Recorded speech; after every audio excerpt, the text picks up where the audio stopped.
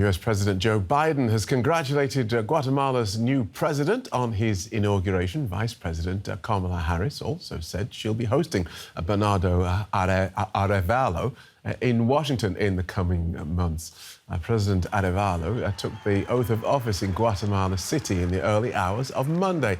The ceremony was delayed after last-ditch attempts by opponents to prevent him from taking office. The new president won a surprise election victory in August, running on an anti-corruption ticket. He faced numerous attempts to prevent him taking office, including from public prosecutors who tried to overturn the election result. Our correspondent Nicole Ris joins us from Guatemala City. Welcome, Nicole. So the US quick to congratulate the new president and invite him to Washington. EU Foreign Policy Chief Josep Borrell was at the ceremony. Why does this new president enjoy so much international support? Well, Phil, this support actually went so far that back in December, when there was yet another intent of a coup d'etat against Arevalo, the U.S. decided to sanction dozens of members of Congress. The EU, by the way, is at the moment analyzing the same measures. And basically for the U.S., it is very important to keep good relations to Guatemala. In the end, it is a country that is very, very close to them. There's only Mexico between them. It's a country of proximity.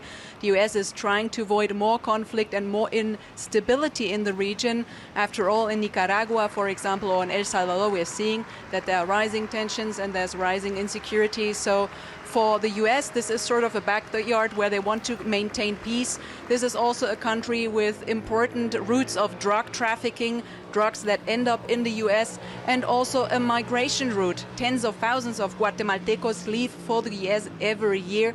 So there is huge interest in maintaining good relationships to Arevalo, who they consider a democratic president. This wasn't the case before with the now former president, John Matei. And on the other side, of course, the EU and the US also have an interest to maintain influence in the region. After all, it could always happen that China takes influence here, and that's what they want to avoid. Right. So what are his plans now he's got the job? He's got the job now. His top plan is obviously tackling corruption, which is running deep here in public institutions overall. This is what the country is considering its biggest crisis. People and congressmen and women involved in these cases might see that soon they are being banned from office if Arevalo succeeds. This would be some sort of political death for them. Then they would not be living the life that they have now.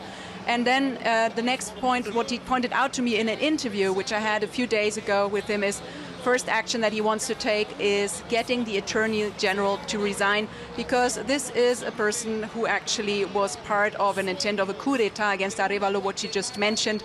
They tried to annul the election results. And then what he said yesterday in his speech, social justice is one big issue here. There cannot be democracy without social justice. That is what Arevalo is saying. We're talking about a huge malnutrition crisis in children here. More than half of the Guatemaltecos living here are living in poverty, so he wants to tackle these issues. But let's be honest, he doesn't have the majority in Congress, and he needs to grow his potential there. Otherwise, it will be just an uphill struggle like it has been in the past few months for him. We don't know what the magic potion is that he will apply so he can actually succeed, but there are huge hopes that he will actually change something in the country, of course. OK, so how important will support from the US and the EU be if President Arevalo is to implement those policies? Both are crucial for Arevalo's agenda. After all, the EU and also the US are financing projects here. The money goes to social projects, but it also goes to slowing down migration in the case of the US, or defense. So he will look to his partners over the EU and the US and make sure that he kind of has selling points. He wants to get his country out of a corruption crisis. He wants his country to get back on track also economically and make sure that people, for example, don't leave the country and then go to the US. So this could be a huge selling point. He actually already visited the US last year before he took over office, and he's scheduled in also for Germany's Munich Security Conference, which is coming up in a few weeks. So we might see some deals going over the table there. Right, and Guatemala's indigenous community, they played a key role in the street protests in support of the new president. What are they hoping for from him? Well, when I talk to representatives of the indigenous community, there's obviously a lot of joy, a lot of expectations and hope.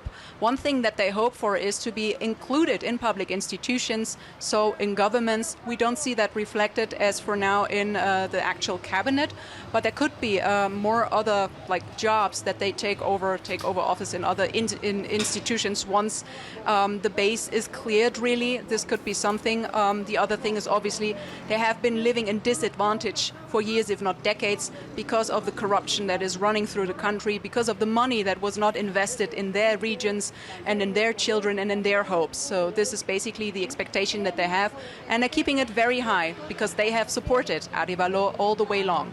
Okay, thank you for that, Nicole. Nicole Ris in Guatemala City.